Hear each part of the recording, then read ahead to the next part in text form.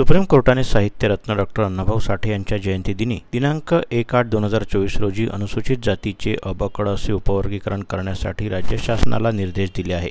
या निर्देशावरून महाराष्ट्र शासनाने बदर समितीची स्थापना केली असून मान्य बदर समिती ही अनुसूचित जातीतील लोकांचा शैक्षणिक, सामाजिक, आर्थिक, राजकीय अभ्यास करून शासनास अहवाल सादर करण्यात येणार आहे। अनुसूचित जाती उपवर्गीकरणाचा लढा सातत्याने लढत आहोत।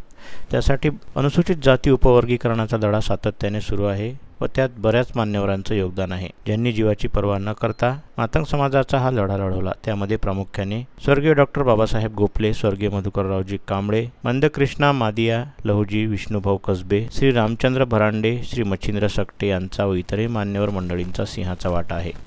तरी या अनुसूचित जातीचे अबकड असे उपवर्गीकरण याची कायदेशीर अंमलबजावणी होण्यासाठी संपूर्ण मातंग समाज यांनी संघटित होऊन आणि एकत्रित येऊन शासनास मातंग समाजाची ताकद दाखवण्यासाठी सकल मातंग समाज समितीची स्थापना करण्यात आली आहे। सकल मातंग समाज अमरावती जिल्ह्यातील सर्व पक्षातील कामे करणारे मातंग समाज श्रेष्ठ कार्यकर्ता व युवा कार्यकर्ता, विविध संघटनेमध्ये काम करणारे प्रमुख कार्यकर्ते, समाजातील ज्येष्ठ कर्मचारी व अधिकारी वर्ग, पक्षप्रमुख, संघटना प्रमुख आणि सर्व मान्यवर जनता हे सर्व मतभेद सोडून आपण आपल्या मातंग समाजाच्या मुलाबाळांच्या भविष्याकरिता सकल मातंग समाज अनुसूचित जाती उपवर्गीकरण जनजागृती अभियानाची सुरुवात दिनांक 29 मार्च 2025 अमरावती जोशी हॉल, राजकमल चौक येथून सकाळी 10 ते 5 या वेळेत आयोजित कार्यक्रमातून होणार आहे। या प्रसंगी समाजातील माजी मंत्री, खासदार, आमदार, विविध संघटनेचे प्रमुख कार्यक्रमात उपस्थित राहून मोलाचं मार्गदर्शन करतील।